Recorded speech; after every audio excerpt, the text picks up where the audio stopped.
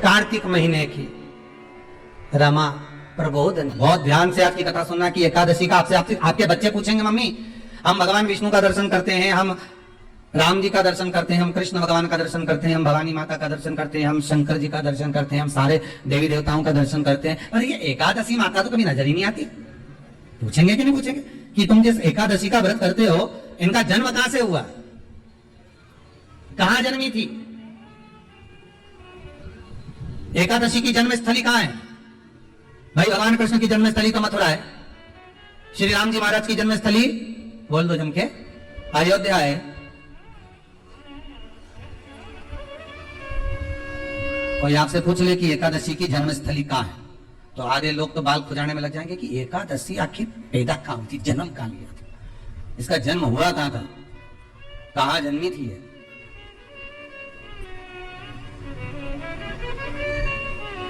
इसका जन्म स्थल है कहां? एकादशी व्रत का सबसे पहला नियम है कि आप जिस दिन व्रत करो उसके एक दिन पहले भक्ति का संचार इस हृदय में करो। भक्ति का संचार इस हृदय में कर लीजिए। जिस दिन आप व्रत करो, जैसे एकादशी का व्रत कर रहे हो तो दशमी के दिन शाम का समय जब आवे, रात्रि जब होने लगे, शाम का समय आवे और रात्रि का आप जब भोजन ग्रहण करो तो उस भोजन में कोई ऐसा पदार्थ ग्रहण मत करिए जिस पदार्थ के कारण आपकी एकादशी बिगड़ जाए।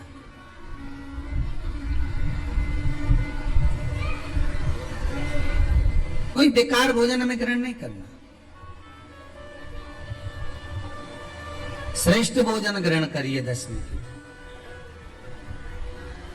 और एकादशी का दूसरा नियम बहुत ध्यान से सुनिएगा, जिस दिन आपकी एकादशी का व्रत हो उस दिन प्रयास करिएगा कि अपने हाथ से किसी भी वृक्ष की कोई पत्ती टूटे ना।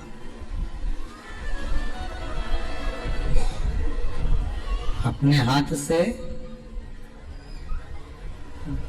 किसी भी वृक्ष की, पौधे की, किसी भी वृक्ष की पत्ती अपने हाथ से ना टूटे। बहुत ध्यान दीजिएगा महाराज। एकादशी का ये दूसरा नियम है कि अपने हाथ से किसी पौधे की, किसी वृक्ष की, किसी डाली की कोई पत्ती टूटे ना, कोई पत्ती ना टूटे, इसका प्रयास करिए।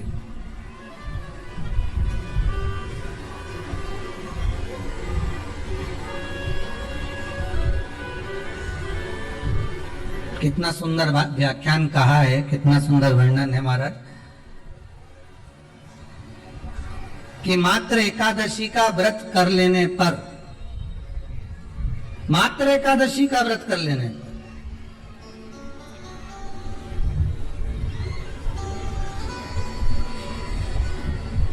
जो पूर्व में किया गया हमारा पाप कर्म है, हमने किसी जीव की हत्या करी है, हमने किसी को कष्ट प्रदान करा है, हमने किसी को अपशब्द कहा है, हमने किसी को ताने दिए, हमने किसी को आड़ा टेढ़ा कहा है, हमने किसी को गालियां दे दी है, मात्र एकादशी का व्रत ही कर लेने पर ये सारे जो दोष हैं वो समाप्त हो जाते हैं।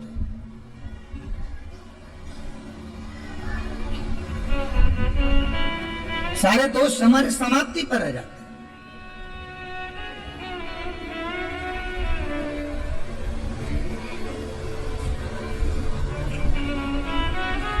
अब एक विचार करिएगा थोड़ा सा अपने मन में, अपने चित्त में, अपनी वृत्ति में एक बात उतारिएगा, एक अपने मन में एक बात को उतार कर रखिएगा कि आप अपने पाप को, अपने पाप कर्म को जिस दिन क्षीण करने वाले हो, समाप्त करने वाले हो, अपने पाप को आप जिस दिन समाप्ति पर लेकर जा रहे हो, तो उसके एक दिन पहले आपको प्रसन्नता होना चाहिए कि नहीं होना चाहिए कि कल मेरा पाप कटने वाला है, कल मेरा पाप समाप्त होने वाला है। जो मैंने पाप कर्म करा है वो समाप्त तो होगा, जो मैंने पाप कर्म करा है वो कल समाप्त हो जाएगा। तो एक दिन पहले आपके चेहरे पर प्रसन्नता हो कि ना हो?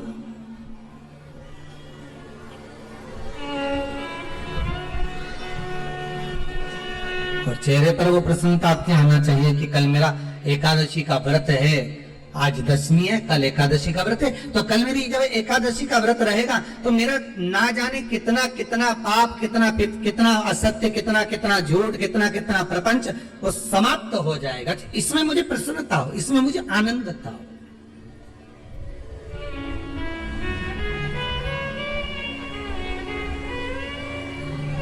तो क्या कहा गया कि प्रयास करिएगा कि एकादशी के दिन कोई वृक्ष की, कोई डाली की, कोई कौपल की कोई पत्ती ना तोड़ी जाए।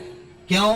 तो कहा अगर उस पत्ती को हम तोड़ देते हैं, वृक्ष की पत्ती को या क्यारे में लगी हुई कोई डाली की पत्ती को हम तोड़ देते हैं तो एकादशी का पुण्य फल प्राप्त नहीं होता, एकादशी का कोई फल हमारे खाते में नहीं जाता, पुण्य फल प्राप्त। अब फिर भले तुम चाहे तुमने मोरधन खाया हो, चाहे तुमने फिर चिप्स खाई हो, चाहे तुमने फिर व्रत का कितना ही सामान खा गए हो और तुमने सोचा कि आज मेरी एकादशी है, तो फिर उसका कोई फल प्राप्त नहीं है, उसका कोई सुख प्राप्त नहीं है आपको, फिर उसका कोई आनंद प्राप्त नहीं है आपको, तो उसमें कोई आनंद की अनुभूति आपको नहीं मिल रही है।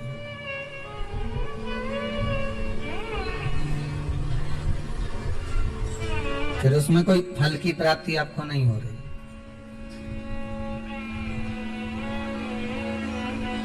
आस्था चैनल के माध्यम से जितने भी एकादशी करने वाले हैं और चतुर्थी का व्रत करने वाले हैं, बहुत ध्यान से आज की कथा सुनना कि एकादशी का आपसे आपके बच्चे पूछेंगे, मम्मी हम भगवान विष्णु का दर्शन करते हैं, हम राम जी का दर्शन करते हैं, हम कृष्ण भगवान का दर्शन करते हैं, हम भवानी माता का दर्शन करते हैं, हम शंकर जी का दर्शन करते हैं, हम सारे देवी देवताओं का दर्शन करते हैं, पर ये एकादशी माता तो कभी नजर ही नहीं आती।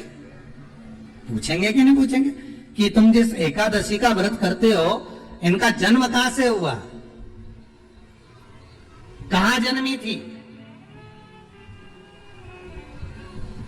एकादशी की जन्म स्थली कहां है? भाई भगवान कृष्ण की जन्मस्थली तो मथुरा है, श्री राम जी महाराज की जन्मस्थली बोल दो जम के अयोध्या है।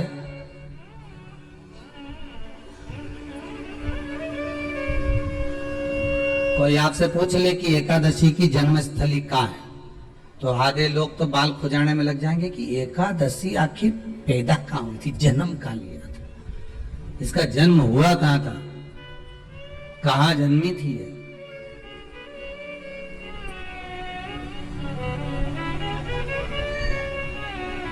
इसका जन्म स्थल है कहां? और अगर मान लो जन्म स्थल एकादशी का है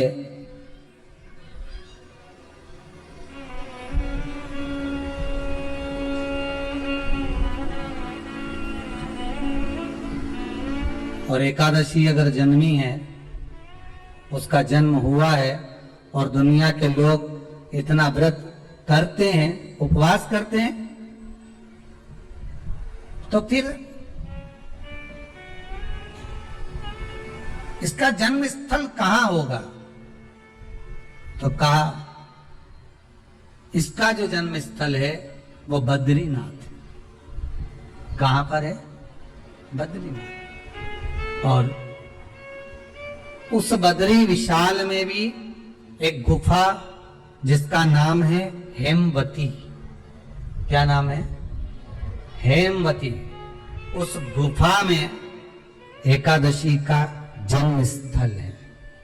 बद्री विशाल में हेमवती गुफा जो 12 योजन अंदर प्रवेश करने जितनी है, 12 योजन की गुफा के अंदर, हेमवती के अंदर एकादशी का प्रागट्य हुआ था, एकादशी का जन्म हुआ था।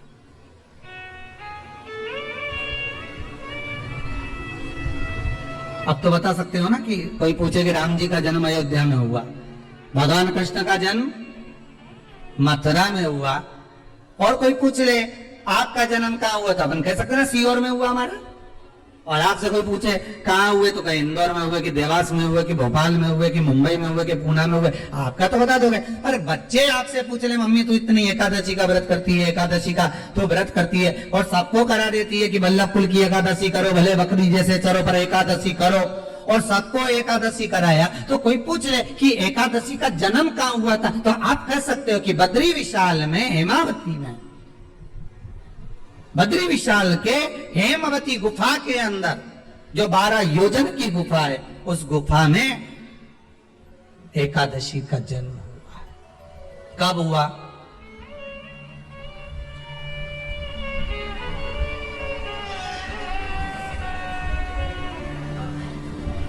जन्म होने का कारण, राम जी के जन्म होने का कारण था रावण का संहार।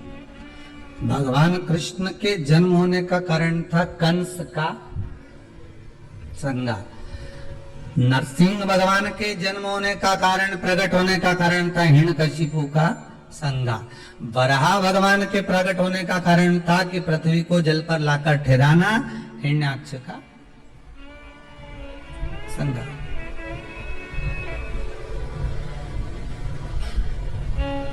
तो फिर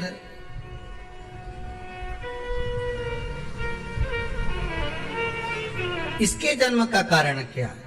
तो कहा इसके जन्म का केवल एक कारण है। सतयुग में,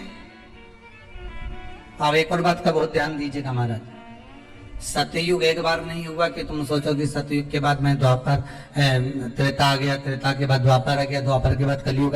एक सतयुग नहीं है, एक त्रेता नहीं है, एक द्वापर नहीं है, ना जाने कितने कितने सतयुग निकल गए, ना जाने कितने कितने द्वापर, त्रेता, कलयुग, ना जाने कितने निकल गए।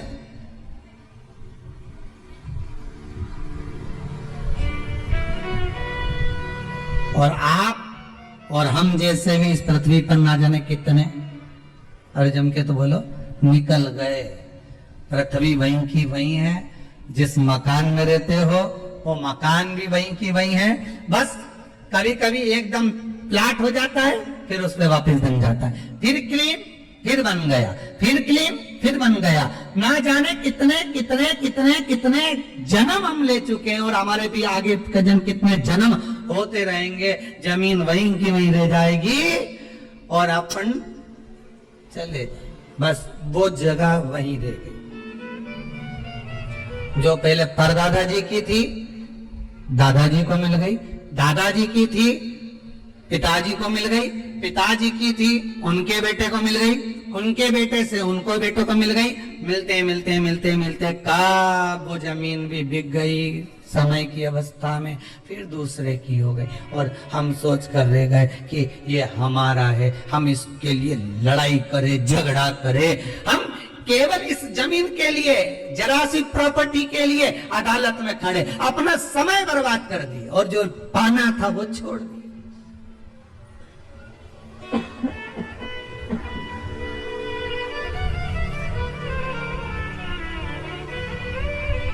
जो पाना था वो छोड़ दिया हमने।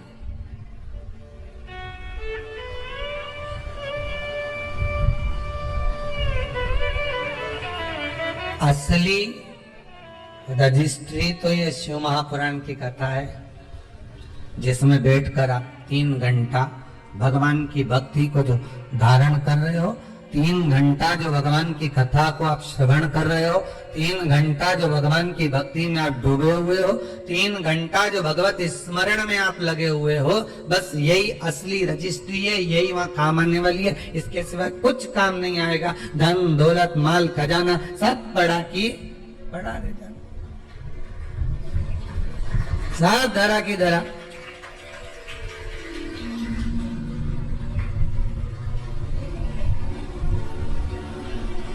ले गया। वो एक लाइन आप लोग स्मरण करते होंगे, सज धज के जिस दिन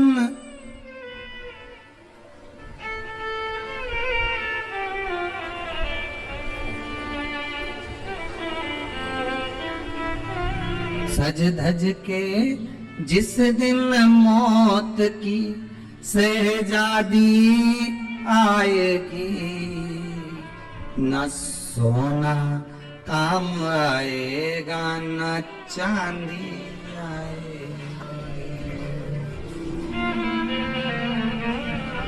अलमारी में धरा की धरा रह जाएगा, लॉकर में पड़ा की पड़ा रह जाएगा। लॉकर में पड़ा की पड़ा है, अलमारी में धरा की धरा है।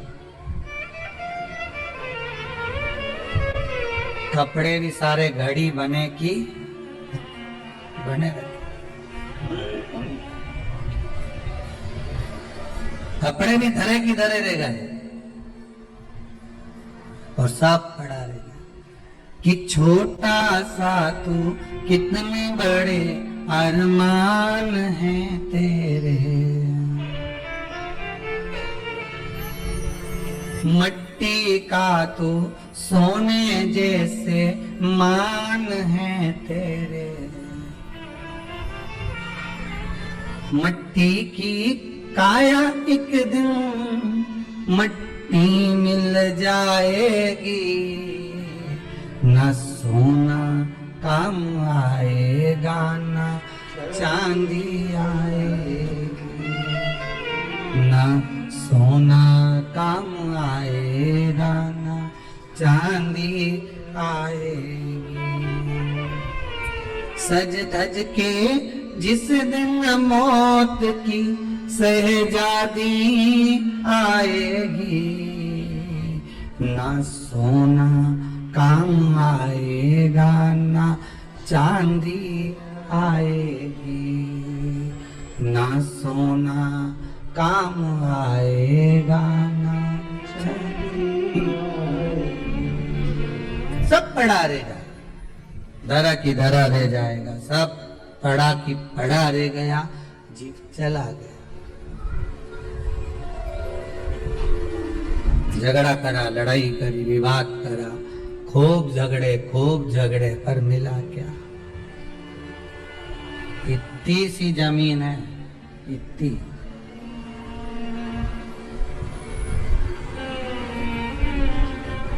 मिल भी गई, हो गया, मान लो तुमको मिल गई लड़ाई झगड़ा में। या तो शिव महापुराण की कथा कहती है कि माता पिता के आशीर्वाद से बड़ी दुनिया में कोई प्रॉपर्टी नहीं है। माता पिता के आशीर्वाद से बड़ी दुनिया में कोई दौलत नहीं है।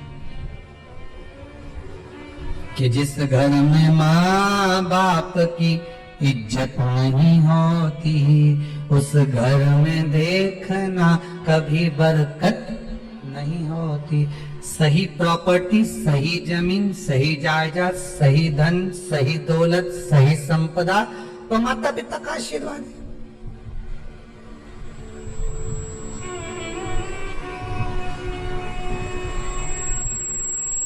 सही दौलत तो वही है, सही जायदाद तो वही है। अब प्रयास करना एकादशी के दिन कोई पत्ती ना टूटे। अगर आपको तुलसी के दल की भी जरूरत है तो आप दूसरे से कह सकते हो कि मुझे तुलसी का दल ला दे।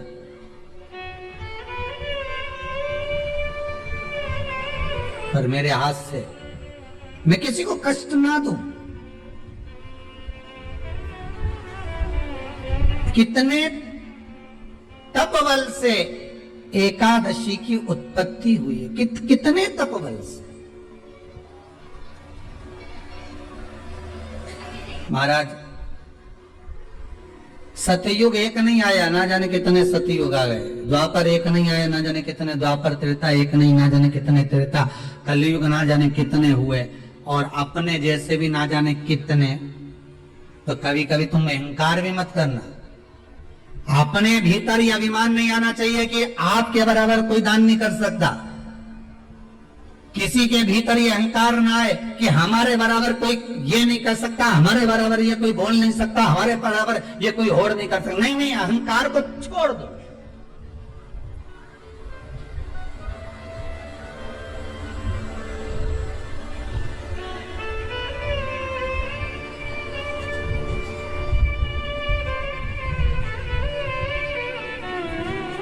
भारत की भूमि पर, इस भारत माता की गोद में अगर वीर भी जन्मे तो ढेर वीर जन्मे, कोई एक नहीं। कोई एक सोचे कि मेरे बराबर कोई और नहीं कर सकता, नहीं नहीं, ना जाने कितने। इस भारत माता की गोद में अगर दानी भी जन्मे तो ना जाने कितने, कोई ये ना सोचे कि मेरे बराबर कोई दान नहीं कर सकता। इस भारत माता की गोद में सुंदर भी जन्मे तो इतने, कोई ये ना कह सकता है कि मेरे बराबर कोई सुंदर नहीं है। और इस भारत माता की गोद में कलाकार भी जन्मे तो इतने, कोई ये नहीं कह सकता कि इसके बराबर कोई नहीं। इस भारत माता की गोद में कथाकार भी ढेर जन्मे, कोई ये नहीं कह सकता कि इसके बराबर कोई नहीं। भगवान ने पैदा करा, अभिमान नहीं होना चाहिए, अहंकार नहीं होना चाहिए।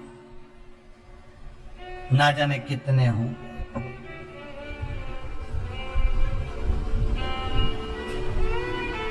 ना जाने कितने।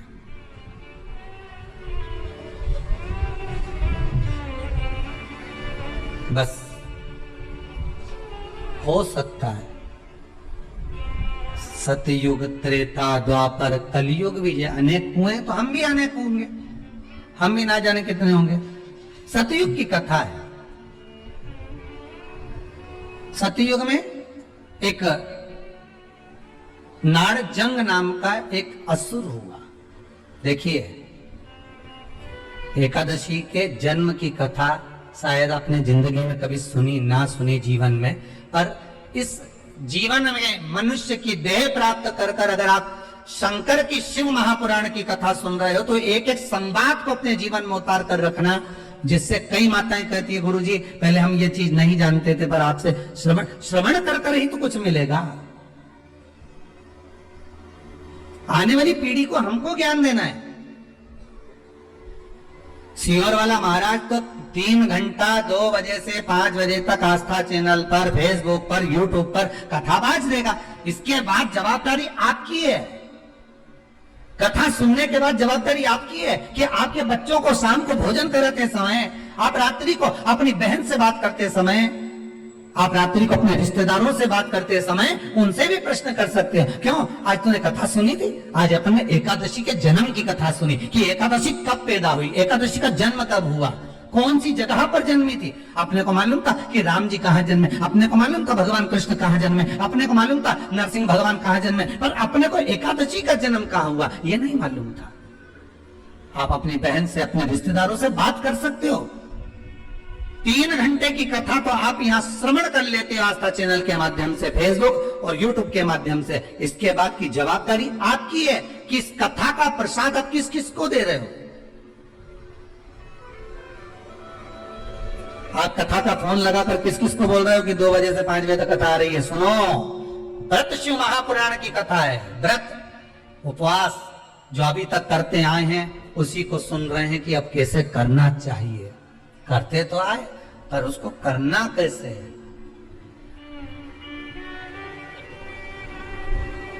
कहां जन्म ले लिया तो कहा महाराज बद्रीनाथ। कब जन्मी एकादशी? एकादशी का जन्म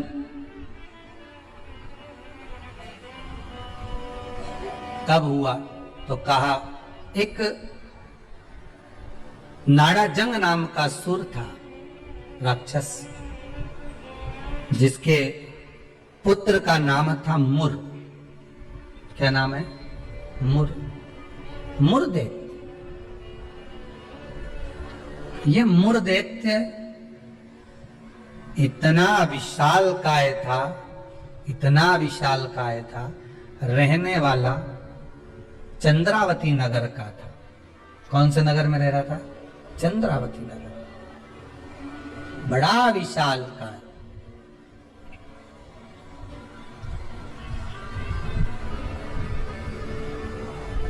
इसमें बल इतना था, इतना बल था कि एक दिन मुरदैत्य ने तप साधना कर कर, दान पुण्य कर कर, स्मरण कर कर सारा पुण्य अपने खाते में रख लिया। आपको कल कथा में कहा था, उद्यापन करना मतलब उतने व्रत का पुण्य अपने खाते में जमा कर लेना, फिर वो समाप्त नहीं हो सकता। उस पर सील ठप्पा लग गया मतलब ये प्रॉपर्टी तुम्हारी हो गई। उद्यापन करना मतलब ये इतने व्रत तुम्हारे खाते में चले गए। अब ये व्रत तुम किसी को ना तो कहीं जा सकते ना छिन्न हो सकते, क्योंकि इसका तुमने उद्यापन कर दिया, उस पर सील ठप्पा लग गया, उसकी रजिस्ट्री हो गई, वो आपका हो गया।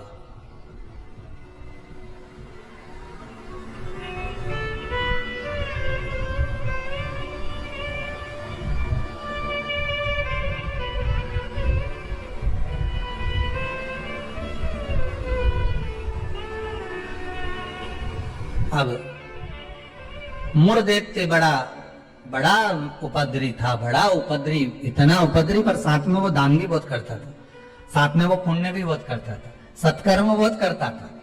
हाँ, पर ये सब कुछ करने के साथ में वो पाप भी बहुत करता था।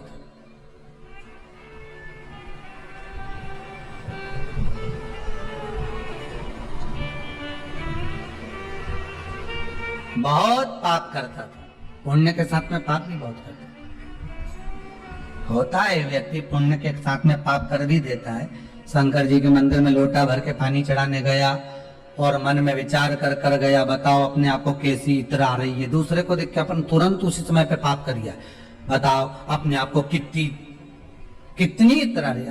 अरे वो इतरा रहे, इतरान में तू तो अपना शंकर जी के जल चढ़ाने, हरिओम बोलने, नमः शिवाय बोलने अपने घर जा। तेरे को क्या करना कि इतरा रही ने कहीं कर रही हो, करे करना। तुम तो शंकर जी भजो, शिव नाम जपो, शंकर का स्मरण करो और भगवान का भजन करके अपने घर जाओ बस। पर मूर्दैत्य पुण्य भी करता था तो पाप बहुत करता था। इतना पाप कर्म था कि वो घबराए नहीं, बस पाप ही पाप में लिप्त हो जाए। समय आया, एक बार ये मूर्दैत्य पहुंच गया अमरावती, अमरपुर, भगवान वैकुंठाधिपति के उस भवन में जहां 33 कोटि देवता सदा विराजमान रहते हैं। ऐसे सुंदर आनंद में भगवान के धामों में पहुंच गया और जिस इंद्र लोक में जाता तो इंद्र को पकड़कर जमीन पर फेंक देता। आप बहुत अच्छे से सुनिएगा महाराज, देवता ऊपर जब युद्ध करते थे और युद्ध के मैदान से नीचे गिरते थे तो मृत्यु लोक में नहीं आते थे। कहां नहीं आते थे? मृत्यु लोक में। पर मूर्दैत्य इतना बलवान था कि देवताओं को जब पकड़कर फेंकता था तो किसी लोक में नहीं जाते थे, मृत्यु लोक में ही जाते थे। अब बल देखिए कितना प्रबल होगा। कोई लोक नहीं, ऊपर से फेंका तो डायरेक्ट नीचे।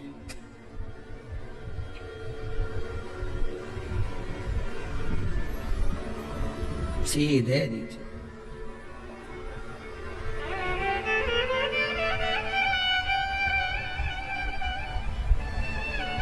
जितने लोग उतने देवता, और जितने लोग उतने देवता। अब इसने सोचा इतने सारे देवताओं को अलग अलग गिराने कब तक जाऊंगा, तो इसने क्या करा, आज चढ़ गया सारे लोकों पर और लोकों पे चढ़कर जो नृत्य करना प्रारंभ करा, जम जम के नाचना, तो सारे लोक हिलने लगे और जितने उसमें 33 कोटि देवता रह रहे थे सब मृत्यु लोक में गिर गए। अब सारे लोक में किसका राज्य हो गया? जम के बोलिए जरा, उस मूर्दैत्य का। सारे लोग खाली, मूर्दैत्य का राज्य। सारे देवता इकट्ठे होकर शंकर भगवान के पास में गए, क्योंकि मृत्यु लोक में आ गए तो मृत्यु लोक में कहां जाएंगे। आपको पहले भी कथा में कहा, मृत्यु लोक में जन्म हुआ है आपका, आप पृथ्वी पर जन्मे हो। और मृत्यु लोक में जन्म लेने के बाद अगर आप मन में सोचो कि हम शंकर की आराधना क्यों कर रहे हैं, अरे मृत्यु लोक में जन्म लेने के बाद शंकर की आराधना ही मूल है, शिव की आराधना ही जरूरी है।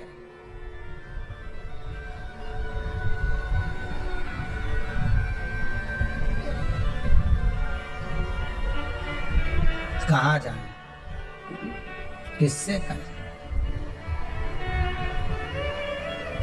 वैकुंठ लोक के अधिपति भगवान विष्णु, ब्रह्म लोक के अधिपति भगवान ब्रह्मा, इंद्र लोक के अधिपति इंद्र, यम लोक के अधिपति यम, मृत्यु लोक के अधिपति महादेव है, भगवान शिव है।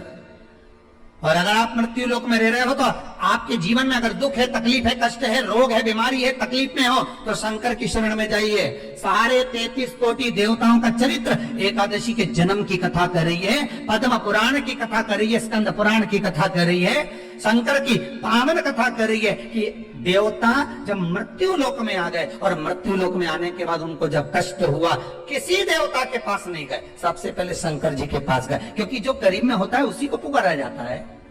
एक बहू पूना में रह रही है और एक बहू तुम्हारे साथ में रह रही है और तुम्हारा पेट दुखे या चक्कर आ रहे हैं तुमको, तो क्या पूना वाली को फोन लगा के बोलोगी बहुत चक्कर आ रहा है?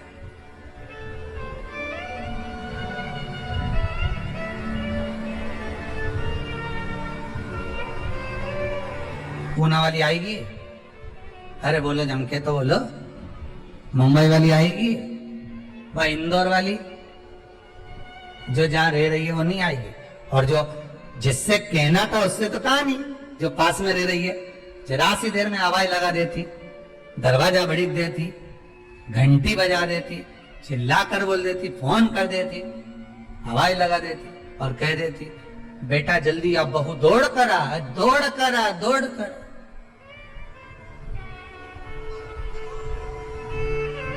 बोलो आती कि नहीं आती?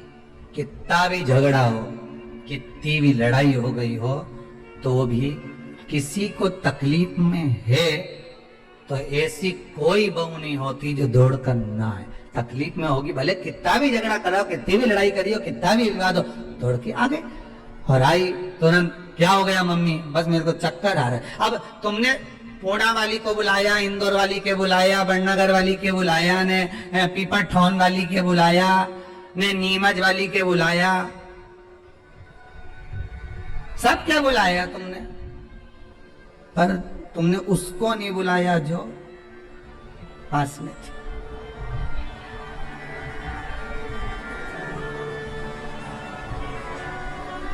जो नजदीक में थे।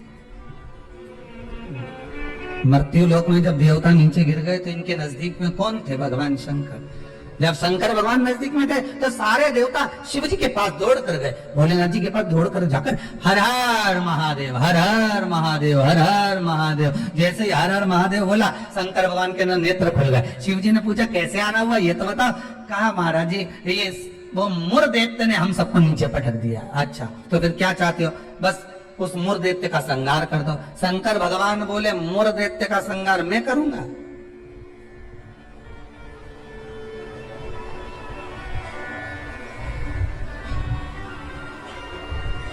मैं नहीं कर सकता।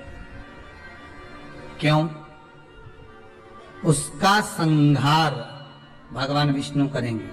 उनसे जब कहो जाकर, तो भगवान विष्णु तो हमारे, हम 33 कोटि देवता नीचे नजर आ रहे हैं पर भगवान विष्णु कहीं नजर नहीं आ रहे। हमको तो लग गया ऊपर से पटका होगा तो वो नीचे चले गए होंगे।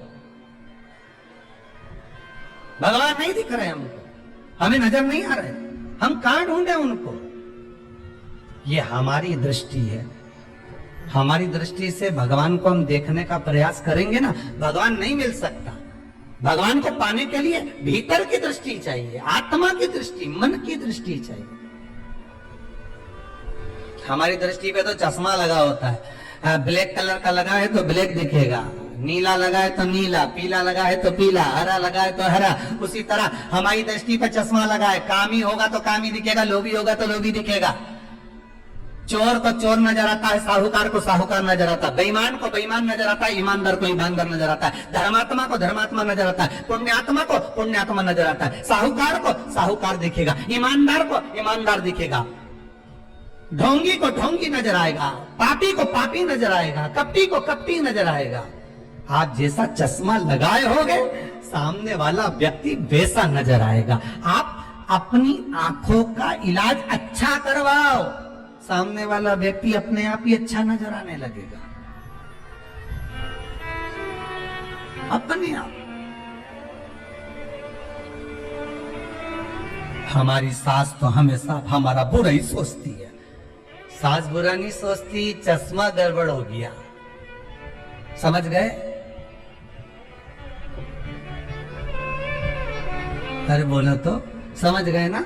चश्मा गड़बड़ हो गया मतलब दृष्टि गड़बड़ हो गई।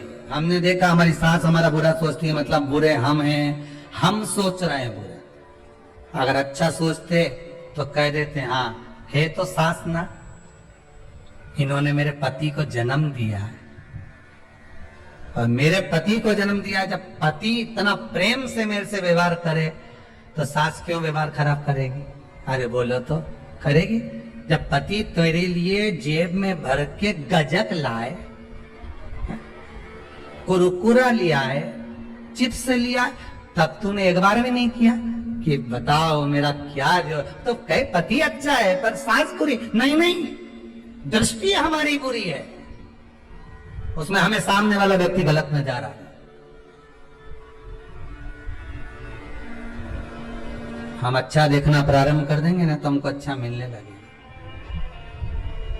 बुरा जो देखन में चला और बुरा न मिलिया कोई, कौन मिला फिर बुरा?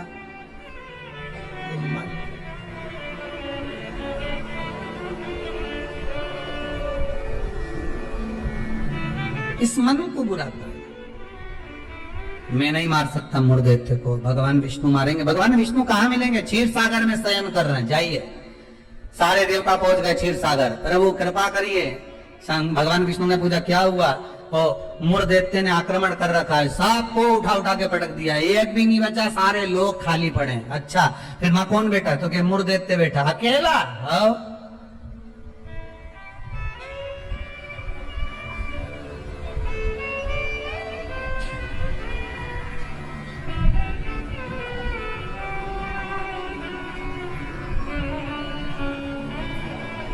वो अकेला बैठा। हाँ,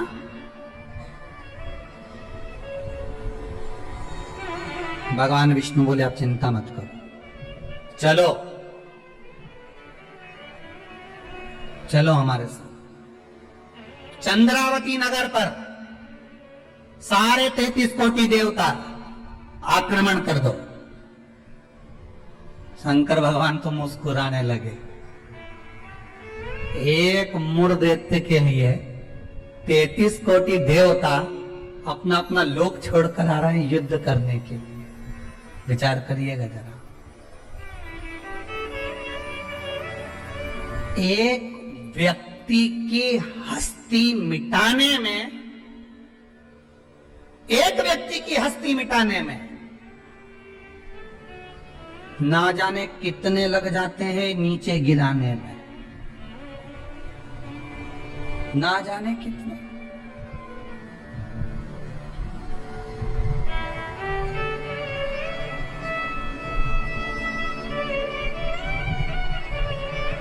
जब व्यक्ति मर जाता है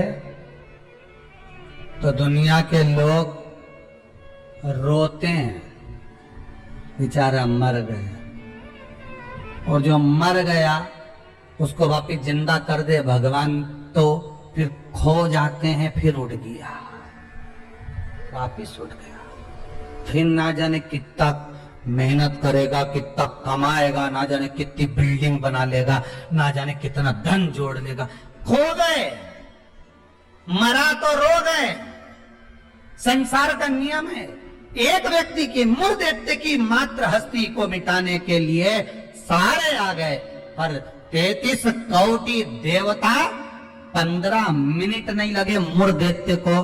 15 मिनट में मुर्देत्य ने सारे देवताओं को हिला दिया, भाग गए। सारे 33 कोटि देवता भाग गए। तब भगवान विष्णु अकेले युद्ध के मैदान में थे, अकेले युद्ध के मैदान। और अकेले भगवान विष्णु जब युद्ध के मैदान में युद्ध प्रारंभ करा, भगवान ने उठाया सुदर्शन चक्र और भगवान ने उठाकर सुदर्शन चक्र को फेंका। मुर्दैत्य के जितने असुर थे, जितने राक्षस थे, सबका संहार करने के लिए फेंका। फेंक तो दिया, सारे जितने असुर थे वो मर भी गए, पर मुर्दैत्य इतना प्रबल था कि उसने एक फूंक मारी, सबको जीवित कर दिया। भगवान विष्णु आश्चर्य में पड़ गए, गजब गजब। ये एकादशी के जन्म की कथा है।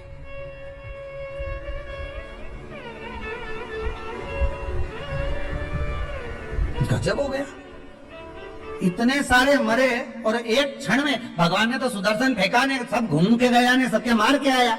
वो कहे तो 1 घंटा, आधा घंटा, 15 मिनट, 10 मिनट, 5 मिनट लगे होंगे। इसने तो एक फूंक मारी, जो यहां से चालू करा, हैप्पी बर्थडे टू यू, एक फूंक में सब निपटा दिया, ले सब जाग गया सब। जैसे वो 11 साल हुए तो लोग 11 मोमबत्ती जला। हमारे यहाँ तो कहीं नियम नहीं है, हिंदू धर्म के शास्त्र के अनुसार ये नियम नहीं है कि मोमबत्ती को बुझाओ कि दिया बुझाओ। हमारे यहाँ तो जन्मदिन मनाओ तो दिया जलाओ, और पहले बात तो जन्मदिन मनाओ तो पहले सोच के मनाओ कि 14 साल के हो गए, मतलब भगवान के करीब जाते जा रहे हैं, करीब 35 साल के हो गए, मतलब 36वें में लग गए, उसकी ओर करीब पहुंच गए। जैसे जैसे उम्र बढ़ती जा रही, तुम तो केक काट रहे हो, ऊपर तो नगाड़े बज रहे, भेरू आने वाला है, ऊपर नगाड़े बज रहे हैं। 68 का हो गया, गांव के लोग जन्मदिन मना रहे, ऊपर कह रहे तैयारी कर लो रे, थोड़ा और बचा है, आने वाला।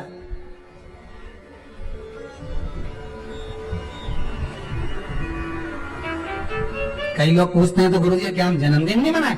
हमने कहा मनाओ, तो आप तो ऐसा बोलते हैं। हमने कहा जन्मदिन मनाना मतलब हम तो समझ जाते हैं कि ये जन्मदिन इसलिए मना रहे हो क्योंकि तुम्हें खुशी है भगवान के पास जाने की, इसलिए मना रहे हो कि अब हम भगवान के और करीब हो गए, हम और करीब हो गए, हम और करीब हो गए। अरे जन्मदिन आता जाए तो विचार करते जाओ कितने साल निकल गए, ना राम नाम लीनो ओ तूने भरी जवानी में, तो डूब के मर जा रे चुल्लू भर पानी में। अरे काहे जन्मदिन मनाओ तो विचार करिए कि हमारा जन्मदिन हम क्यों मना रहे हैं, किस लिए मना रहे हैं, कहाँ जा रहा है, हमारा समय निकले चले जा रहा है। ना राम गाए, ना कृष्ण गाए, ना शंकर का स्मरण करा, यूं ही गवा दिया। और बचा कुचा था तो जन्मदिन आदि रात को मेन रोड पे गाड़ी को खड़ा करके बोनट पे केक रख के,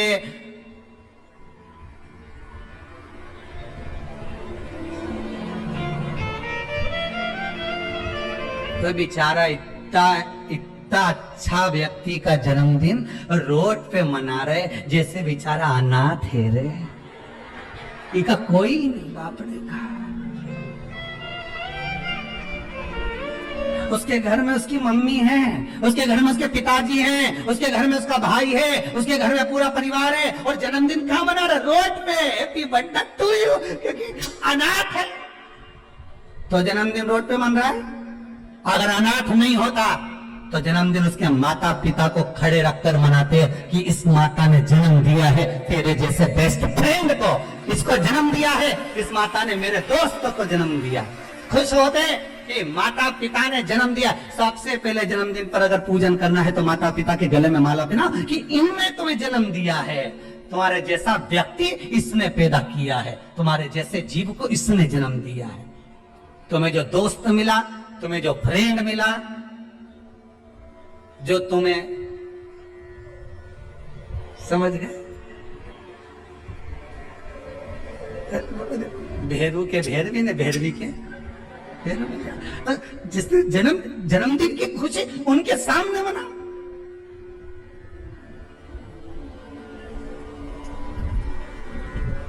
चले गए रोड पे, गाड़ी खड़ी कर ली, केक काट लिया, आधी रात को बम फटाका फोड़ लिया, बस।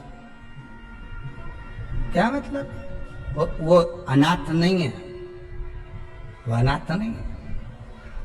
उसके सिर पर उसके माता पिता का हाथ।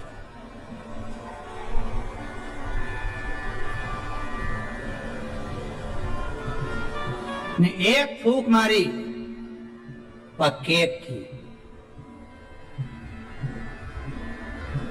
सारी मोमबत्ती बुझा दी। और इस मुर्दे ने एक फूंक मारी ने जितना गिरा पड़ा था नहीं सबके जला दिया एक ही में।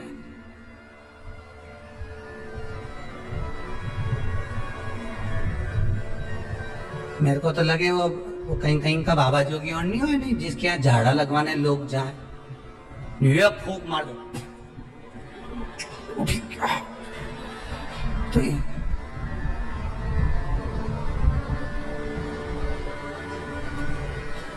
देखा, ये फूक में उड़ गया। तो जो उठा उससे पूछा कितना समय से बीमार पड़ा था, ने महाराज जी ने एक फूक मारी ने उठ गया। वो बोला फूक से उठा नहीं हूं, महाराज जी के मुंडा में ऐसी बदबू आई थी, एक बार में उठ गया। इसीलिए भगा, ये दूसरी मार देगा फूक तो निपटी जो जो। और क्या क्या गया महाराज जी के कान में, कहीं पायरिया की कहीं बीमारी तो नहीं मुंडा में, ये फूक में छूटा।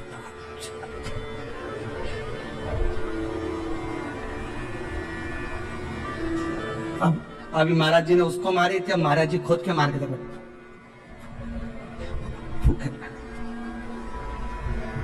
मुर देवते ने जो फूक मारी ने सब पड़िया ने सब उठी गया, एक साथ सारा के सारा उठ के बैठ गया। अब तो भगवान भी सोचे क्या करें। भगवान ने सुदर्शन को वापस लिया, गदा का प्रहार करा। गदा युद्ध हजारों वर्ष तक चला मूर दैत्य के साथ, 1000 वर्ष तक गदा युद्ध चला भगवान विष्णु का। गदा युद्ध में जब भगवान विष्णु हार गए तब मल्लाह युद्ध प्रारंभ हुआ। कहते हैं हजारों वर्ष निकल गए, 10, 20, 25, 50,000 वर्ष केवल मल्लाह युद्ध में निकल गए भगवान विष्णु के, तो भी नहीं हारा। आखिरी में भगवान विष्णु की हापड़ी थोड़ी ऊंची, भगवान विष्णु को लगा कि ये हार नहीं रहा। भगवान विष्णु थक गए, क्योंकि ये मूर दैत्य तो पत्थर जैसा था और मेरे नारायण कमल जैसे कोमल थे। भगवान एक जगह जाकर बैठे। लक्ष्मी जी ने, पद्मावती जी ने, माता लक्ष्मी ने जाकर पूछा नाथ हुआ क्या है। भगवान कह रहे हैं मैं थक चुका हूँ, हजारों वर्ष से युद्ध लड़ रहा हूं, परंतु ये हारता नहीं है।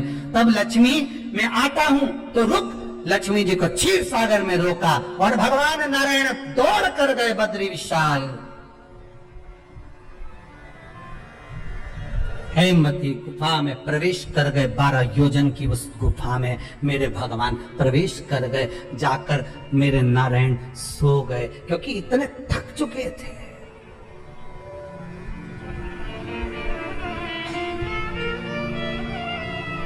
इतने थक गए थे और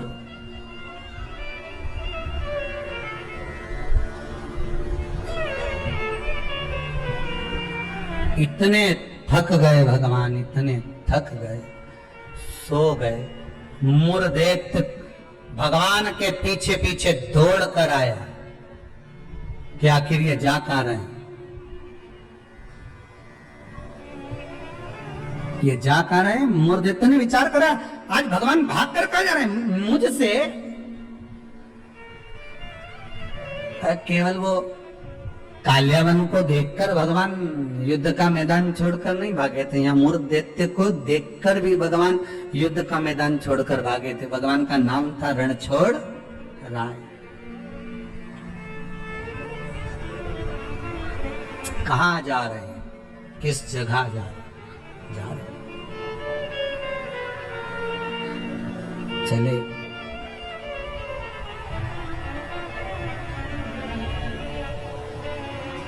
गुफा में मूर दैत्य ढूंढते ढूंढते उस हेमवती गुफा के अंदर प्रवेश करने लगा।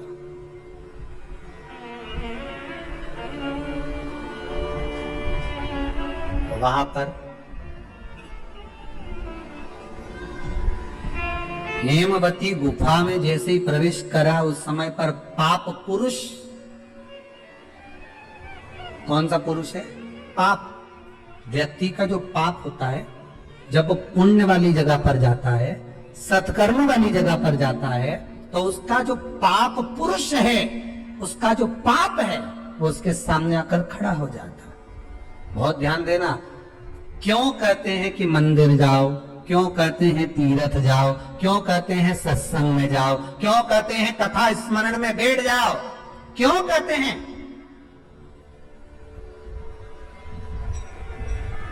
हमारा जो पाप है वो हमसे, जैसे हम तीर्थ गए, जैसे ही हम भजन में गए, जैसे ही हम कथा में गए, जैसे हम कीर्तन में गए, जैसे हम स्मरण में गए, जैसे ही भगवान की भक्ति में हम पहुंचे, हमारा पाप जो हमारे सम्मुख में था, हमारे साथ में था, वो पाप हमसे दूर हो जाता है। और मूढ़ दैत्य के सामने वही पाप पुरुष आकर खड़ा हो गया। अंदर प्रवेश कर रहे थे मूढ़ दैत्य, पाप पुरुष ने रोक दिया, कहां जा रहे हो तुम? तुम्हें मालूम नहीं तुम कहां प्रवेश कर रहे हो? तुम्हें ज्ञात नहीं है क्या? ज्ञात है। मैं भगवान विष्णु को ढूंढने जा रहा हूं, उनके साथ मेरा युद्ध हो रहा था। अच्छा, मैं भगवान विष्णु को ढूंढने जा रहा हूं क्योंकि उनके साथ मेरा युद्ध हो रहा था। पाप पुरुष ने रोक दिया, अंदर नहीं जा सकते क्योंकि अंदर पुण्य है, आप रुको भाई। रोक दिया। जब मूढ़ दैत्य ने पाप पुरुष को हटाया और अंदर प्रवेश करने लगा, 11 दिन तक, एकादशी दिन तक, 11 दिन तक पाप पुरुष और मूढ़ दैत्य दोनों की बात संवाद हुई है। पाप सामने है, मूढ़ दैत्य प्रवेश कर रहा है, बीच में पाप अड़ा पड़ा है। और वहीं बस उस 11 दिन में क्या हुआ कि 11 दिन में भगवान विष्णु के शरीर से एक स्त्री ने जन्म ले लिया, एक कन्या ने, एक स्त्री ने, एक नारी प्रकट हो गई। नारी प्रकट, मार्गशीर्ष मास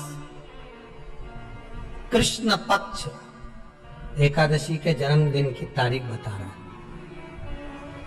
जैसे भादो कृष्ण अष्टमी किसका जन्म है? भगवान कृष्ण का। चैत्र की नवमी बोलते जाओ, राम जी का। कोई आपसे पूछे कि एकादशी का जन्म कब हुआ था? मार्गशीर्ष मास की सुंदर कृष्ण पक्ष की एकादशी के दिन, जब 11वां दिन था भगवान को सोते हुए, तब भगवान के शरीर से एक कन्या ने, एक स्त्री ने जन्म लिया। 11वें दिन जन्मी, इसलिए भगवान आगे इसका नामकरण संस्कार करेंगे, उसका नाम एकादशी रखेंगे।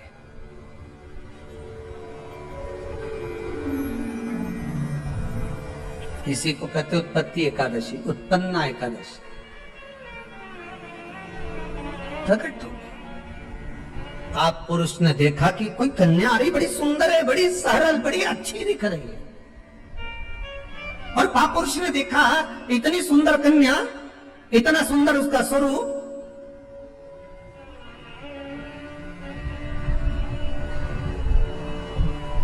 कईयों के मन में बड़ा प्रश्न होता है महाराज जी, कई माताएं बहुत प्रश्न करती हैं, कहती हैं गुरुजी क्या एकादशी का व्रत केवल वेदव्य नारी करती है? क्या एकादशी का व्रत केवल संत करते हैं, साधु करते हैं? नहीं नहीं, एकादशी का व्रत तो जन्म लिया बच्चे से लेकर मृत्यु के घाट पर पड़ा हुआ व्यक्ति भी एकादशी का व्रत कर सकता है। अपनी एकादशी स्वयं करो, मरने के बाद दूसरे लोग एकादशी दें, उससे अच्छा है कि अपना अकाउंट में खुद जमा करते चलो।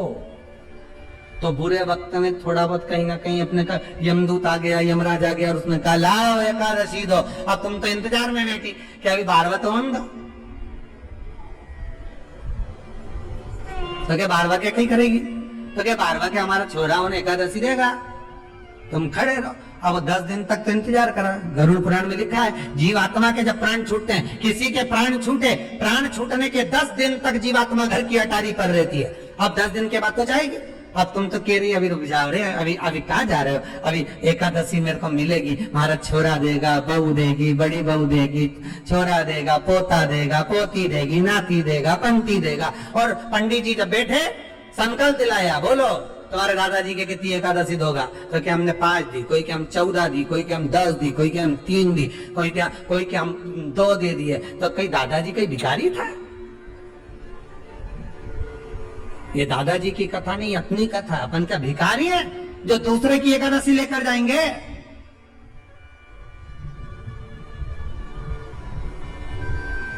अपन अपनी एकादशी खुद करो, स्वयं एकादशी करो, फिर कहूंगा भले बकरी जैसे चरो, पर एकादशी स्वयं अपने लिए एकादशी करो। जिस समय पर जाएं तो इंतजार नहीं करना पड़े कि रुक जाए, बारवा तो होने दे, अभी एकादशी पंडित जी संकल्प छुड़ाएगा ना जब मिले। नहीं हम तो अब भी लेके जा, तो क्या ले चल, मैंने तो खूब करी, पूरा साल की एकादशी करी, तुझे कहीं मालूम रही हमारा, चल चल मुझे ले चल। और एकादशी की मृत्यु दीजे द्वादशी को दान, और वृंदावन की लकड़ी दीजे दीजे दोनों हाथ, मारा द्वारिकारा नाथ, मारा चार भुजारा नाथ, द्वारकारा नाथ मारा चार भुजारा नाथ। जो जो मांगो दीजो मन, दीजो भर भर हाथ, मारा द्वारिकारा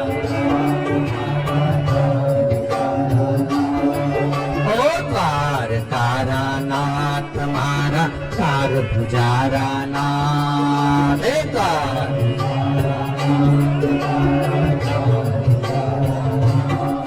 ओ जो जो मांगो दीजो मन, दीजो भर भर हाथ, मारा द्वारकारा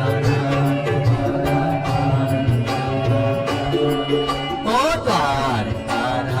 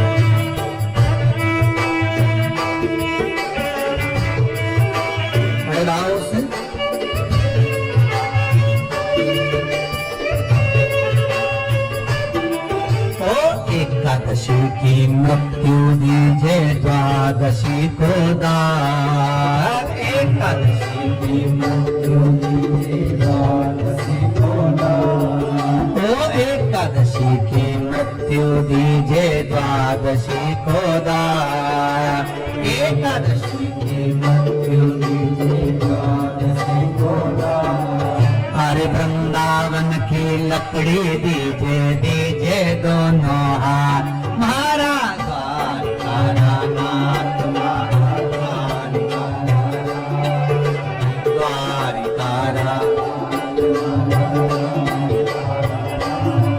ओ जो जो मांगो दीजो मन, दीजो भर भर हाथ, मारा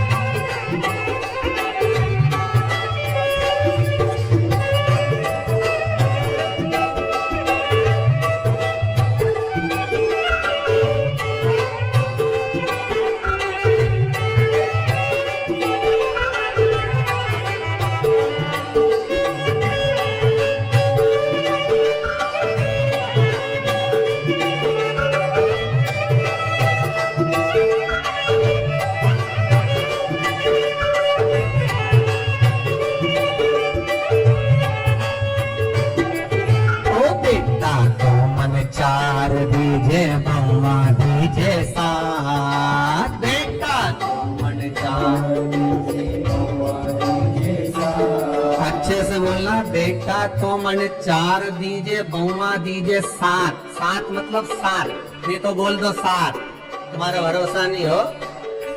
ओ बेटा तो मन 4 दीजिए, बहुआ दीजिए 7। बेटा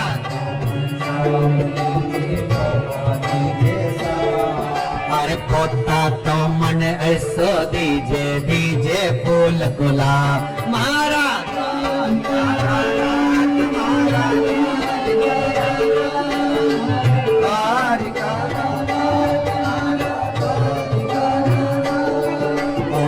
जो मांगू दीजो मन, दीजो घर भर हाथ। महाराज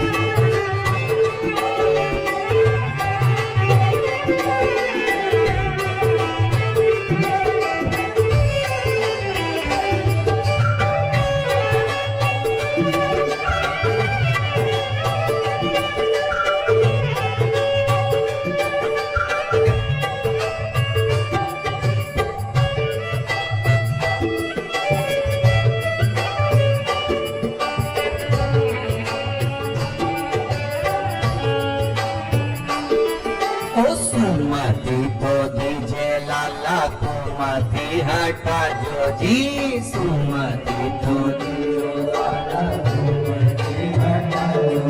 अरे सुमति तो बीजे लाला कुमति हटा जो जी,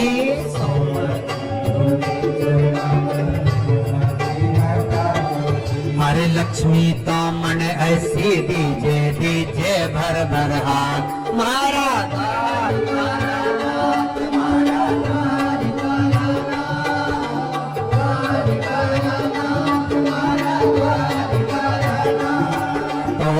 जो मांगो दीजो मन, दीजो भर भर हाथ। महाराज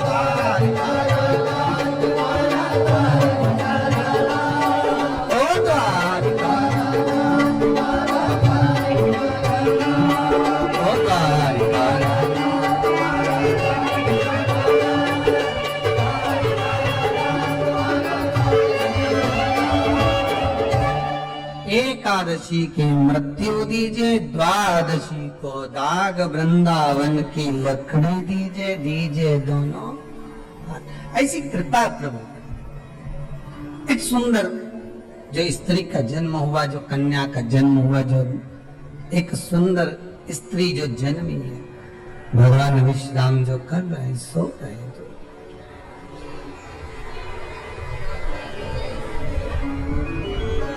प्रकट हो गई। एकादशी का जन्म मार्गशीर्ष मास कृष्ण पक्ष एकादशी उत्पन्ना, उत्पत्ति एकादशी प्रकट। आप पुरुष एकादशी को देखा, भाग गए। कितना सुंदर व्याख्यान वर्णन है, जरा ध्यान दीजिएगा कि मात्र एकादशी का दर्शन ही पाप पुरुष ने करा और वो भी भाग गया। घर में अगर कोई एक व्यक्ति एकादशी का व्रत करता है तो उसके घर में पाप प्रवेश नहीं करता। ये देखिए कितना सुंदर व्याख्यान। पाप पुरुष भाग। मुरदैत्य सामने खड़ा था। जैसे सुंदर स्त्री को देखा मुरदैत्य ने हाथ आगे बढ़ाया, इतने में एकादशी माता ने तुरंत जो हाथ का धक्का दिया कि मुरदैत्य ने जैसे देवताओं को नीचे पटका था, वैसे ही मुरदैत्य भी भूमि पर गिर पड़ा। बहुत ध्यान देना, अगर आप किसी को नीचे गिरा रहे हो तो अपनी भी तैयारी पूरी कर कर रखना कि तुम भी कहीं ना कहीं नीचे गिरोगे, आज नहीं तो कल। आप किसी के लिए खड्डा खोद रहे हो, तैयारी रखना, एक दिन आपके लिए भी तैयारी होता है। घर में एक बूढ़े पिताजी रहते थे, तो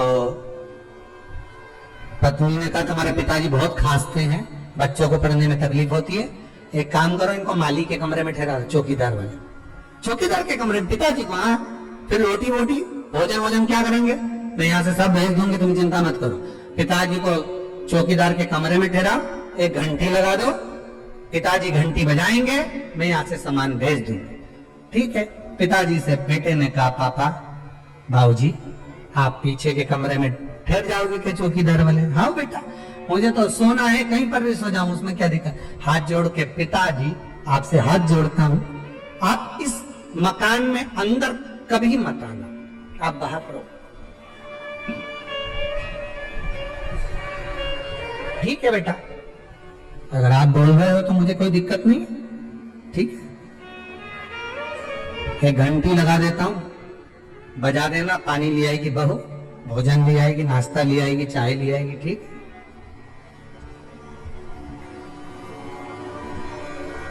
घंटी लगा दी, पिताजी घंटी बजाते, बहू सामान भेज देती। एक दिन पिताजी ने घंटी नहीं बजाई, बेटे ने कसम दी थी अंदर मत आना मकान। बेटा शाम को आया, पत्नी से पूछा क्यों, पिताजी को चाय भोजन नाश्ता वगैरह दिया?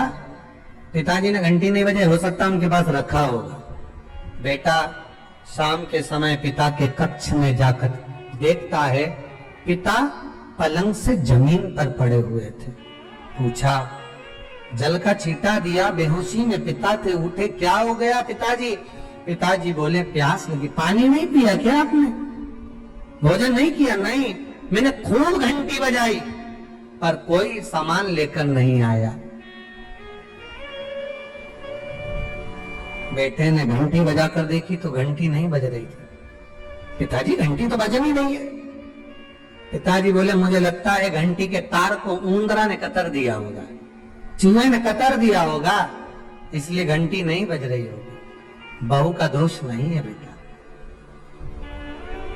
बेटा बाप को पानी पिलाता, इतने में बाप चला गया, मर गया, प्राण छूट गए, अंतिम संस्कार हो गया, 10 दिन पूर्ण हो गए, सफाई होने लगी। घर में तो बच्चे थे छोटे छोटे, जब माँ सफाई कर रही थी तो घर के दोनों बच्चे ने, एक ने तार को घड़ी बनाया, जेब में रखा, एक ने घंटी को अपनी जेब में रखा। माँ ने पूछ लिया क्या कर रहे हो? बच्चे चिल्ला कर दौड़े, घंटी जेब में रख रहे हैं। क्यों? जैसे आपने दादाजी के लिए घंटी लगाई थी, आपकी बहू आपके लिए लगाएगी, उसकी तैयारी कर रहे हैं। ये उसकी तैयारी है, जैसा करोगे वैसा भरोगे। किसी के ऊपर उंगली उठाओगे, ये बाकी की उंगलियां आपकी साइड जाएगी, एक दिन आप पर भी उंगली उठाई जाएगी। किसी के लिए अपयश करोगे, एक दिन अपयश आपको भोगना पड़ेगा। किसी के लिए आप शब्द बोलोगे, वो शब्द आपको भी झेलना पड़ेगा। किसी के लिए बुरा करोगे, बुरा आपको भी झेलना पड़ेगा। मत बुरे कर्म कर बंदे, वरना पछताएगा। भगवान की आंखों से तू बच नहीं पाएगा, तू बच नहीं पाएगा। कब तक बचोगे? किसी कपटी के साथ कपट करोगे ना, चल जाएगा, पर किसी भोले के साथ, सीधे के साथ, जिसने आपके साथ पूर्ण विश्वास करा, उसके साथ अगर कपट कर गए तो जिंदगी नरक जैसी जाएगी, नरक से। बहुला है कोई घर में, आपके परिवार में कोई सीधा है, बहुला है, बहुत सरल है, किसी के बीच में नहीं बोलता, उसके साथ अगर आप कपट करोगे तो आपको रोना तो बहुत पड़ेगा, साहब, बिलकना तो पड़ेगा।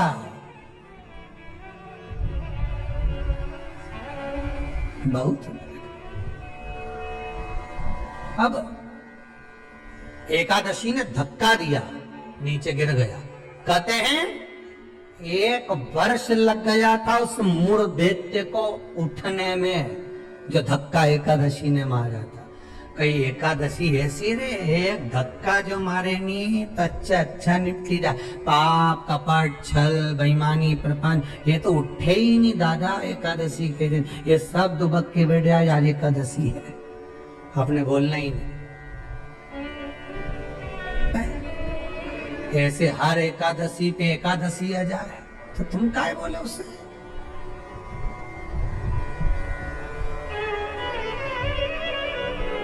और फिर वो आंखों दिखाए जम के, समझ लेना एकादशी माता गुस्से में। तो क्यों बोलने जा तुम उसको? जो धक्का दिया उठा ही नहीं, उठा फिर आया झगड़ा करने के लिए। एकादशी ने जो पछाड़ा, कहते हैं सिर के इतने टुकड़े हो गए थे कि बीनना भी मुश्किल थे मुर्दे के। प्राण छूट गए। पाप पुरुष सामने आकर खड़ा हो गया। फिर आया एकादशी ने तो केवल अपने केश का एक भाग हवा में उड़ाया, इतने में तो पाप पुरुष भागा, भगवान के पास जाकर उठाया। उठो उठो प्रभु, बहुत देर सो लिया, उठ जाओ जरा जल्दी उठ जा। भगवान बोले तू कौन है? मैं पाप पुरुष, पाप हूं मैं, तो तूने मुझे क्यों जगाया? ये एकादशी तो मुझे परेशान करके रखी है। घर घर में लोग एकादशी करें और मुझे प्रवेश नहीं करने दे। अब तुम बताओ क्या करूं? भगवान ने कहा चिंता मत कर, अन्न के अंदर जाकर बैठ जा। एकादशी के दिन जो अन्न खाएगा बस पाप पुरुष उसी में प्रवेश कर जाएगा। पाप पुरुष उसी में प्रवेश करेगा, तू अन्न के अंदर जाकर बैठ जा। ठीक है, मैं अन्न के अंदर, भगवान के नेत्र खुले, एकादशी को देखा, इतनी सुंदर एकादशी थी साहब। इसलिए शास्त्र कहता है कि जितनी एकादशी होती है 26 की 26 एकादशी का अगर आप वर्णन करेंगे, 26 की 26 एकादशी का यदि आप स्मरण करेंगे, तो एक एक एकादशी का अगर नाम स्मरण करें तो कितना कितना सुंदर। चैत्र के महीने में 2 एकादशी, कामदा पाप मोचन, बैसाख में 2 वरुथनी मोहिनी, ज्येष्ठ महीना अपरा निर्जला, आषाढ़ योगनी देवशवनी, श्रावण महीने की कामिका पुत्रदायिनी, भादो महीने की अजा परिवर्तनी, अश्विनी महीने की इंद्रा पापकुशा, कार्तिक महीने की रमा प्रबोधनी, मार्गशीर्ष मास की उत्पन्ना और मोक्षदा, पौष महीने की सफला और पुत्रदा, माघ महीने की परतिला और जया, फागुन महीने की विजया और आमल की एकादशी, अधिक मास की पद्मनी और परमा। कितने सुंदर नाम है। अब इस नाम से पहचान करो, निर्जला, कितनी सुंदर नाम। अब नाम इतना सुंदर है तो एकादशी कितनी सुंदर होगी। अब एकादशी इतनी सुंदर होगी तो जिस दिन तुम व्रत करोगी एकादशी का तो तुम कितनी सुंदर होगी। मतलब भगवान कितने प्रेम से सिखारेगा कि इसका हृदय कितना सुंदर है। ऊपर की सुंदरता मत देखो साहब, व्रत करने से भीतर की सुंदरता। अब पहले कथा में कहा कि क्रीम की चमक 15 दिन रहती है, अच्छे कर्म की चमक जिंदगी भर रहती है। कर्म की चमक देखना आया है, क्रीम की नहीं।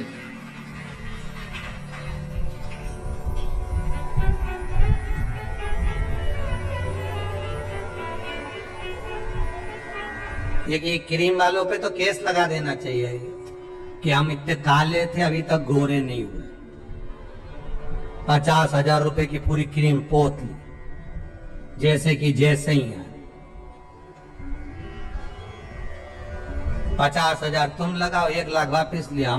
हमने 50,000 की क्रीम लगाई, तुमने लिखा था उसमें एकदम सुंदर हो जाओगे, गोरे हो जाओगे। और टीवी पे तो फोटो ऐसा दिखाओ 1 मिनट में बस मुइश लगाए नहीं गोरी हो जाए। और हम तो पूरी सालों लगाते लगाते हो गए नहीं, अभी तक जैसा कि जैसा, ये जैसा कि जैसे ही लिया, कहीं अंतर ही नहीं आया। तो बताओ, तुम बताओ गोरा कब होंगे? तो क्रीम वाले भी कह देंगे रे हमने तो शिव पुराण सुनी थी, बाहर की चमक से हमें कोई मतलब नहीं। हमने तो शिव पुराण में सुना था कि भीतर की चमक चाहिए। क्या करे बाहर की चमक का? ये चमक, ये दमक, फुल्लबन में महक, सब कुछ सरकार तुम ऐसे है। अभी बाहर की चमक का करोगे क्या? 2 तरह का पार्लर होता है, ब्यूटी पार्लर 2 तरह का। एक आपके घर के बाहर भी होगा, जहां जहां आप रहते हो ना, जिस शहर में रहते हो, जो कथा सुन रहे हो टीवी पे, आस्था पर या मोबाइल पे सुन रहे हो, जिस मोहल्ले में, कॉलोनी में रहते हो, तो वहां लिखा रहता होगा ब्यूटी पार्लर। अब उस पार्लर में, और एक पार्लर ये भी है शिव पुराण का, बस अंतर इतना, उस पार्लर में लड़की का श्रृंगार होता है, बाहर का श्रृंगार होता है जिससे पति बीत जाता है। और इस शिव महापुराण के पार्लर में आत्मा का श्रृंगार होता है जिससे महादेव भी जाता है। पार्लर यह भी है, पार्लर वो भी है, वो बाहर का है, ये भीतर का है। इसमें आत्मा का श्रृंगार होगा। अब आज तुम लोग जब कथा सुन के उठो ना और कहीं जाओ और कोई तुमसे पूछे कहां गई थी, दिखी नहीं, तो कहना पार्लर में बैठी थी। तो क्या बता, 90 साल की, 80 साल की और पार्लर में बैठी? हाँ, बस अंतर एक ही है उस पार्लर में, उस पार्लर में। जो वो बाहर वाला पार्लर होता है ना, तो वो ऐसी ककड़ी धर के बिठा दे,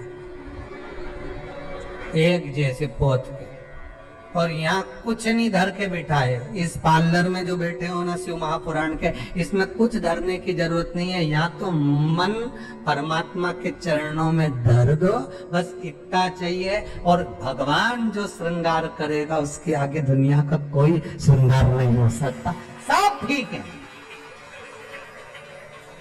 परमात्मा के श्रृंगार के आगे कोई श्रृंगार नहीं हो सकता। तेरी रचना इतनी सुंदर तो कितना सुंदर, जरा विचार करिए, कितना सुंदर रचा है सृष्टि को जिस प्रभु ने, वही ये सृष्टि चला रहे। जो वृक्ष हमने लगाया पहले, जो पेड़ हमने लगाया पहले, उसी का फल अब हम पा रहे हैं। रचा है सृष्टि को जिस प्रभु ने, वही ये सृष्टि चला रहे हैं। रचा है सृष्टि को जिस प्रभु ने, वही ये सृष्टि चला रहे हैं। जो पेड़ हमने लगाया पहले अच्छे कर्म का, उसी का फल अब जो बोया था वो अब आम का पेड़ बड़ा हो गया, तुम बढ़िया तोड़ तोड़ के खा, मना नहीं, और लगाया था तो खा रहे हो। है। और जिसने बमूल का लगाया तो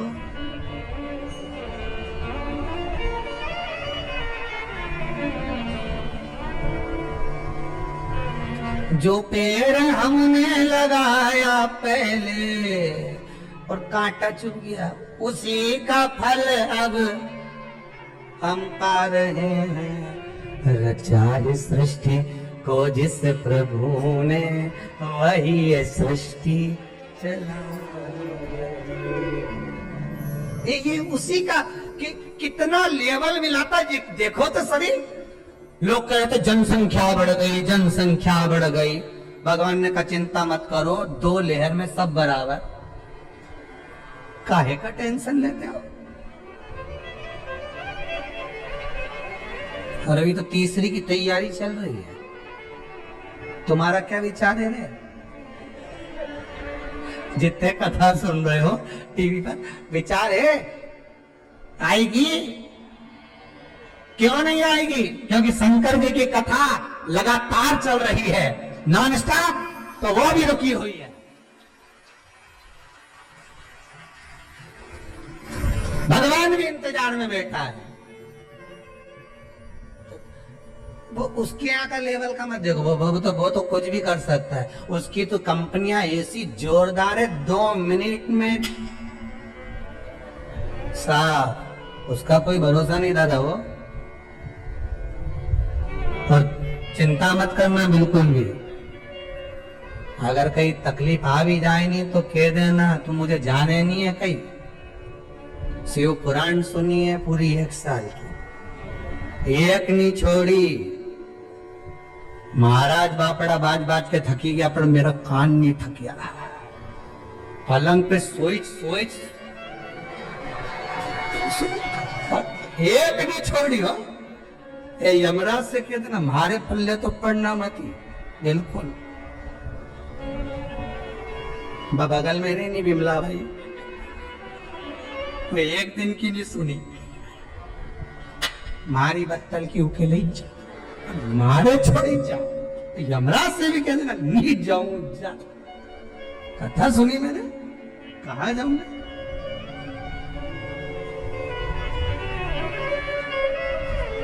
अब कहां जाए? जो पछाड़ा, एकादशी ने जो पछाड़ा और मुर देते मरा, मुर देते तो मर गया, समाप्त हो गया। वो जो 11वें दिन जन्मी थी, उसने हाथ जोड़कर निवेदन करा नारायण से। नारायण ने पूछा तुम कौन, इतनी सुंदर हो तुम, इतनी सुंदर कौन हो तुम? आखिर कौन हो तुम, इतनी सुंदर कौन हो?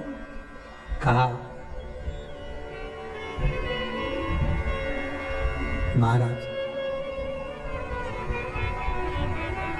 भगवान विष्णु से कह रही है मैं आपके शरीर से प्रकट हुई हूं। 11 दिन तक आप विश्राम करें, आपका हृदय, आपका चित्त, आपकी वृत्ति से मैं प्रगति हूं। भगवान ने कहा तू 11वें दिन जन्मी है, मैं तुझे एकादशी नाम देता हूं। मांग तुझे क्या चाहिए, मांग ले तुझे क्या चाहिए, क्योंकि तूने मुर दैत्य को मारा है जो कोई देवता नहीं मार पाया। बोल तुझे क्या? सारे देवता जहां हार गए थे वहां तू प्रकट होकर तूने संहार किया। मांग तुझे क्या चाहिए?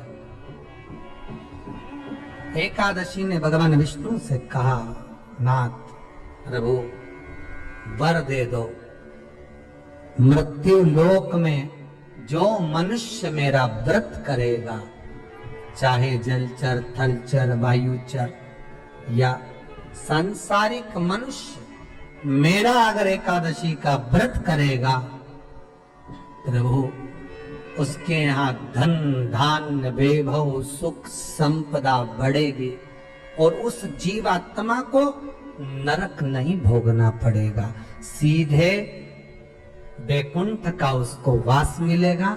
जब जीव आत्मा को लेकर चला जाएगा यम के दूत जब बंदी बनाकर ले जा रहे होंगे उस जीवात्मा को जिसके प्राण छूटे होंगे, यम के दूत जब बंदी बनाकर ले जा रहे होंगे, तब मुझे वर दो कि मैं इसका हाथ पकड़कर बेतरनी से पार उतार कर सारे नरकों से निकालते हुए आपके धाम में लेकर आऊं। भगवान ने वर दे दिया, तथास्तु। हे एकादशी सुनो, मृत्यु लोक का मनुष्य अन्न का त्याग कर कर, क्योंकि अन्न में एकादशी के दिन पाप पुरुष रहता, अन्न का त्याग कर कर एकादशी के दिन जो मनुष्य तुम्हारा व्रत धारण करेगा, उस व्रत को करेगा और उस व्रत को धारण करेगा, उसकी मनोकामना पूर्ण होकर वो मेरे ही धाम को जाएगा। ये तो हुआ एकादशी के जन्म की कथा। तो अब तुमसे कोई पूछे तो बता देना एकादशी का जन्म कहाँ हुआ था, एकादशी का जन्म किस गुफा में हुआ था, एकादशी का जन्म कौन से महीने में हुआ था, एकादशी का जन्म कौन सी एकादशी को हुआ था। ये सब वर्णन आज की कथा में अपन ने श्रवण करा। एकादशी का बहुत सारा चरित्र रह गया है। एकादशी के 18 नियम है। कितने नियम है? 18। उसमें से 2 नियम बताए थे आपको पत्ती टूटने तक का। कितने रहेगा भैया? 16 नियम कल की कथा में लेंगे। चतुर्थी की कथा भी रह गई, वो भी कल की कथा में लेकर आगे प्रवेश करेंगे। आज की कथा को यहीं विराम की ओर लेते हैं।